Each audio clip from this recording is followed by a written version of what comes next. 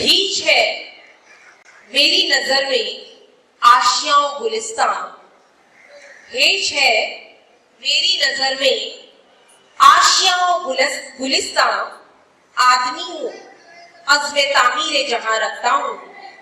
اس شعر کے ساتھ میں ایک ایسی شخصیت کو دعوت سخن دے رہی ہوں جس کی شخصیت کسی تعارف کی محتاج تو نہیں۔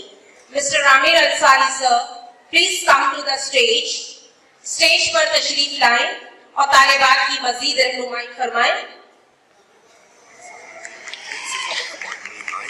ایک اعلانہ ویژنری لیڈر ہے اور ساتھ ہی بہت عمدہ کریئر مینٹور۔ عامر انصاری جی کاوش آرگنائزیشن کی ایک اہم حصہ ہے۔ کاوش ایک کوشش ہے بچوں کو گائیڈنس اور کاؤنسلنگ کے ذریعے امپاور کرنے کی۔ کاوش کے ممبرز الگ الگ سکولز اور آرگنائزیشن کے ذریعے بچوں کو صحیح گائیڈنس اور معلومات دینے کی کوشش کرتے ہیں۔ بچوں کو صحیح گائیڈنس کر کے ایک کامیاب زندگی کے راستے پہ چلنا کاوش کا مقصد ہے۔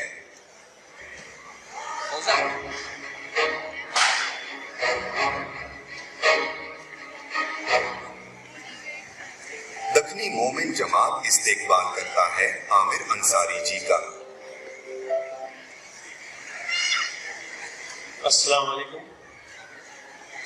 سب سے پہلے آپ سبھی کو مبارکباد کہ آج انشاءاللہ آپ کو جماعت کے ذریعے فیلسٹیٹ کیا جائے گا، اور الحمدللہ یہ جماعت ایک مثالی جماعت ہے۔ ہمارا جو تعلیمی کریئر ہے، ہم ٹیچر بنے 1998 میں، اور وہیں سے ممبئی کے اندر جماعت کے بھی پروگرام شروع ہوئے، اور گزشتہ کئی برسوں میں ہم نے کئی پروگرامز دکنی مومن جماعت کے اٹینڈ کیے، چھوٹے سے چھوٹے پروگرام سے لے کر بڑے شاندار پروگرام، اور آج کا جس طرح کا جلسہ ہے، یہ تمام پروگرامز، یہ تمام حرکت یہ بات ظاہر کر رہی ہے کہ جماعت کی تمام جو ذمہ داران ہیں وہ بہت زیادہ اخلاص کے ساتھ کام کر رہے ہیں، اور کوئی بھی جماعت کا تسلسل کے ساتھ کام کرنا، کنسسٹنسی جس کو بولتے ہیں، اس کے ساتھ میں کام کرنا آج کی تاریخ میں بہت بڑا چیلنج ہے۔ میں جانتا ہوں، میں ایک اسکول کا پرنسپل ہوں، اگر مجھے ایک چھوٹا سا پروگرام میری اسکول میں آرگنائز کرنا ہے تو کتنے سارے مسائل ہم کو درپیش ہوتے ہیں، جہاں ہم کو بجٹ کا ایشو ہوتا ہے، وہیں بہت ساری پرمیشن لینی ہوتی ہے، وہیں دعوت نامے، وہیں مہمانات، لیکن ہم لوگ چونکہ وہ تو ہمارا کام ہے جس کے عوض میں ہم کو سیلری ملتی ہے، وہ تو ہم کو کرنا ہی ہے، لیکن یہاں پر جو جماعت کے ذمہ داران ہیں، جس خلوص کے ساتھ میں مسلسل 22واں سال ہے یہ، اور بچوں کو ان کو پکڑنا، ان کو بلانا، پتہ لگانا کہ کون سے بچے کون سے سال میں کیا کر رہے ہیں، اس کے بعد ان کو دعوت دینا، اور اس کے بعد میں اتنا شاندار پروگرام کرنا، اور ساتھ میں سب کے لیے کام کا نظم کرنا، میرے خیال سے بہت بڑا کام ہے۔ زوردار تالیاں ہم اپنی جماعت کے لیے خود بجائیں، اور ان بزرگوں کی، ذمہ داروں کی آپ حوصلہ افزائی کریں۔ اور ایک تو حوصلہ افزائی ہوتی ہے یہ اس طرح سے آپ ایک دوسرے کی عزت افزائی کرتے ہیں تالی بجا کر یا ان کو کچھ بول کر۔ میری یہ خواہش ہے کہ دیکھیے، یاد رکھیے، کوئی بھی جماعت، کوئی بھی تنظیم اس وقت تک کے کام نہیں کر سکتی جب تک ہم ان کا فائنینشیل سپورٹ نہ کریں۔ مجھے نہیں پتا کہ جماعت کا کیا سسٹم ہے اس طرح کے پروگرام آرگنائز کرنے کا، یا اس طرح کے اور بہت سارے تعلیمی پروگرام، یا ابھی میں یہ بھی دیکھ رہا تھا جس میں میڈیکل ہیلپ ہو رہی ہے، ابھی سر نے بتایا ویڈوز کو بھی وظیفے جا رہے ہیں، تو یہ سارے پیسے اس کو جمع کرنا اور ڈسٹریبیوٹ کرنا، یہ بھی ایک بہت بڑا کام ہے۔ تو جو لوگ یہاں پر ایسے لوگ بیٹھے ہیں جو شاید اب تک مالی اعتبار سے جماعت کو فائدہ نہیں پہنچا رہے تھے، میری ان سے ایک درخواست ہے کہ جو کام دیکھیے، آپ کبھی کبھی کسی کو ٹیسٹ کرتے ہیں نا کہ چلو بہت اچھا کام کر رہا ہے، وہ 1 سال کام کرتا ہے، 2 سال کام کرتا ہے، تیسرے سال معلوم پڑتا ہے کہ بھائی یہ کام اب انہوں نے بند کر دیا، اس کا مطلب وہ اپنے معیار پر پورا نہیں۔ لیکن یہ ایک ایسی جماعت ہے جو مسلسل 20-22 برسوں سے باقاعدہ رجسٹرڈ ٹرسٹ ہے، ظاہر سی بات ہے اس کا پورا آڈٹ ہوتا ہوگا, اس کا پورا ڈسٹریبیوشن کا سسٹم ہے.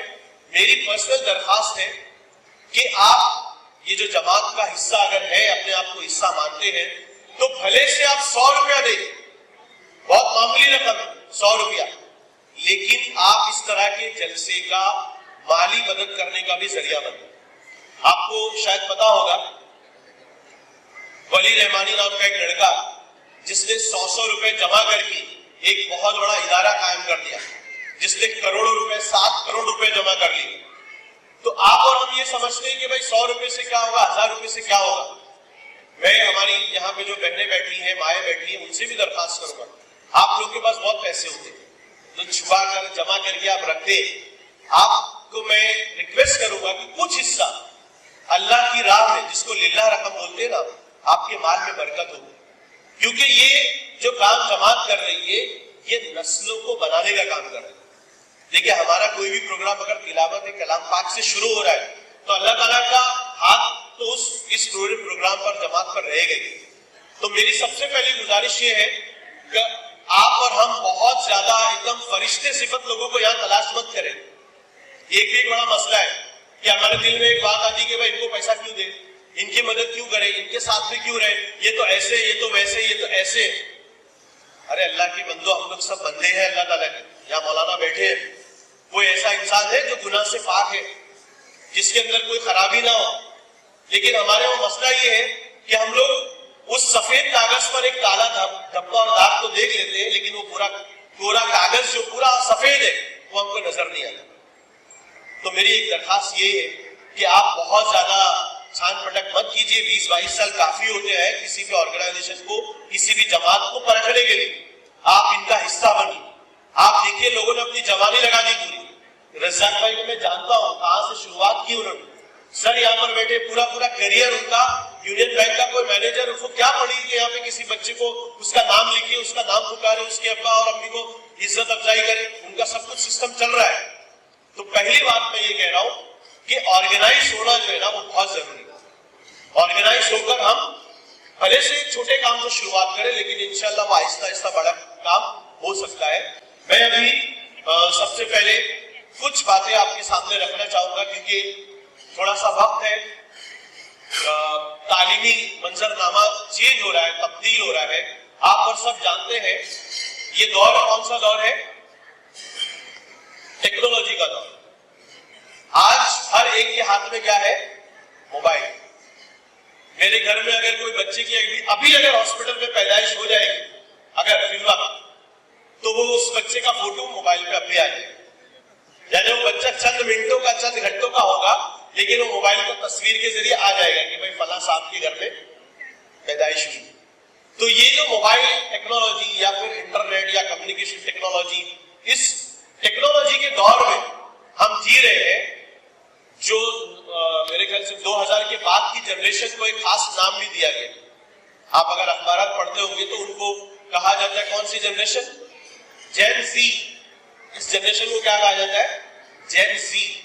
مطلب انہوں نے پیجر نہیں دیکھا, انہوں نے نارمل کمپیوٹر نہیں دیکھا, نارمل ٹیلی فون نہیں دیکھا, یہ ڈائریکٹلی اب اسمارٹ فون پر آئے ہے نا. ابھی ہمارے گھروں میں 3 سال کا بچہ اگر ہوگا تو اس کی امی نے اس کو موبائل دے کر رکھا ہوگا, اس کے ابو نے بھی دے کر رکھا ہوگا, تاکہ وہ تھوڑا بزی رہے اور ابو اور امی کچھ اپنا کام کر سکے. تو یہ جو جنریشن ہے جس کے ساتھ ہم تال میل کر کے ان کی پرورش کر رہے ہیں, اس کمیونیکیشن اور ٹیکنالوجی کے دور میں ان بچوں کو کی پرورش کرنا, ان کی تربیت کرنا ایک بہت بڑا چیلنج ہے. یہ سمجھ لیجیے آپ. پرانے جو پیرنٹس تھے نا, ان کے لیے اپنے بچوں کی تربیت کرنا بہت آسان تھا, کیونکہ سورس آف نالج جو تھا نا, انفارمیشن, وہ بہت کم تھا. گھر کے بزرگ تھے, مسجد کے امام صاحب تھے, اسکول کا ٹیچر تھا, اخبارات تھے, اور اس طرح کی کچھ چیزیں تھی جہاں سے بچے معلومات اکٹھا کرتے تھے. وہ اگر غلطی کرتے تو انہی میں سے کوئی سزا بھی دیتا تھا, تو وہ چھوٹی سزا ہوتی تھی. ابھی کیا ہے, موبائل کا دور, تو اگر بے عزتی بھی ہوتی تو وہ ڈائریکٹ انٹرنیشنل ہو جاتی, بین الاقوامی بے عزتی ہو جاتی ڈائریکٹ. تو یہ جو جنریشن ہے نا, اس جنریشن کے لیے آکسفورڈ جو ڈکشنری آپ کو پتا ہوگا, ऑक्सफोर्ड डिक्शनरी, वो हर साल अपनी डिक्शनरी के अंदर कुछ नए वर्ड्स उसके अंदर ऐड करता है। और वो वर्ड ऐड जब करता है तो वो इसलिए ऐड करता है क्योंकि आम बोलचाल में वो वर्ड इंग्लिश का नहीं होता, लेकिन वो इंग्लिश लफ्ज आ जाता है, तो इंग्लिश उसको एक्सेप्ट कर लेते, इंग्लिश की जबान उसको एक्सेप्ट कर लेते। तो अभी एक वर्ड उन्होंने ऐड किया है, वो क्या वर्ड है पता है आपको? Trout brain. ट्रॉट ब्रेन मतलब यहां से खाली, या फिर हम लोग ऐसा कहेंगे कि जिनको कुछ पढ़े नहीं है, बेफिक्रे, जो ज्यादा सोचते नहीं।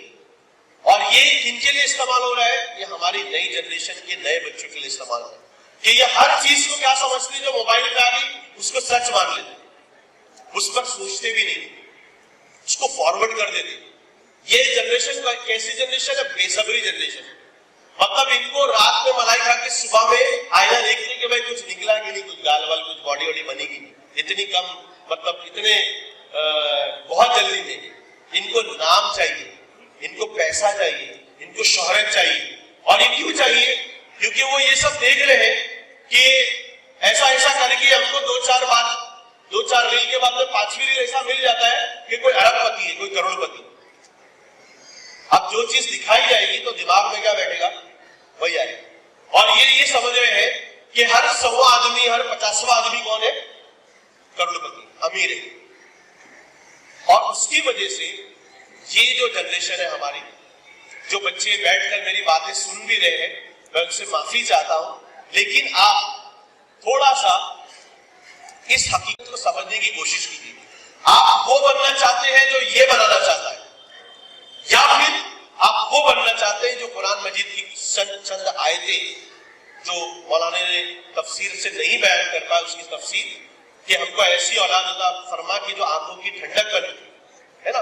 तो आज क्या हो रहा है कि हमारे बच्चे घरों में वो बहुत जिद्दी है, बहुत शॉर्ट टेम्परामेंट है, उनको अम्मी ने अब्बू ने सब कुछ दिया है, लेकिन उसके एवज में वो उसके केयर नहीं करते। उनके दिमाग में खाली एक बात बैठी हुई कि ऐसा तो सब वालिदैन करते हैं, तो आपने किया तो क्या बात, समझ रहे? तो ये जो थोड़ा सा तरबियत के नुक्ते नजर से मैं चाह रहा था कि शायद मौलाना इस पर कुछ बात करेंगे, लेकिन चूंकि वक्त कम था इसलिए शायद मौलाना ने इस पर बात नहीं की। तो एज अ पेरेंट मैं ये समझ रहा हूं आज की तारीख में जिनकी भी डेट ऑफ बर्थ मैं कहता हूं 80-85 के आसपास है ना, 80-85 जो यहाँ पर बैठे हुए वो आज पेरेंट है सब लोग, है ना, अल्हम्दुलिल्लाह। वो पेरेंट्स के लिए बड़ा चैलेंज है, बहुत ज्यादा। तो आप अपने बच्चों को थोड़ा सा टाइम दीजिए और वो टाइम टेबल थोड़ा सा घरों में बनाइए। और वो टाइम टेबल क्या होगा कि हम चाहते हैं कि हमारा बच्चा मोबाइल की लत से बाहर निकल जाए, लेकिन मेरे हाथ में मोबाइल रहे। आप रात में अपने बच्चे को बोलते बेटा सो जा, मोबाइल रख ले, अब ये सीरियल का टाइम खत्म हो गया, और जैसे ही वो सोने की तैयारी करेगा आपका अपना फेवरेट सीरियल आ जाएगा। तो जाहिर सी बात है वो बच्चा और कोई भी शख्स इस बात को मानने को तैयार नहीं है। हमारे वहां आप स्टीव जॉब्स को जानते होंगे, आप बिल गेट्स को जानते होंगे। ये लोगों की बायोग्राफी में लिखा हुआ है कि इन्होंने कहा हमने कभी अपने बच्चों को ये गैजेट्स एक पर्टिकुलर एज तक के नहीं दिया। वो जो ये गैजेट्स बना रहे हैं, वो टेक्नोलॉजी से खेल रहे हैं, वो ये कह रहे हैं कि हम अपने बच्चों को ये गैजेट एक पर्टिकुलर एज तक के नहीं देते। लेकिन हम 2 साल और 3 साल मैंने देखा है अपने घरों में, मतलब मेरे खुद के घरों में मैंने देखा है कि दादा जान जो है ना वो मोबाइल लेकर अपने पोते के पास है, बेटा ये बता दो जरा ये कैसे फंक्शन चलता है, ये कैसे ओपन होएगा, ये कैसे डिलीट हो जाएगा, ये मैं किधर चला गया। यानी पहले ये हुआ करता था कि दादा पोते को समझाते थे, नाना पोती को और अपने नवासी को समझाते थे, और आज ये नवासी और नवासा क्या हो रहे, ये अपने दादा और नाना को भी समझा रहे, दादी और नानी को भी समझा रहे। तो थोड़ा सा सिस्टम हमारे घरों में हमको चेंज करना पड़ेगा।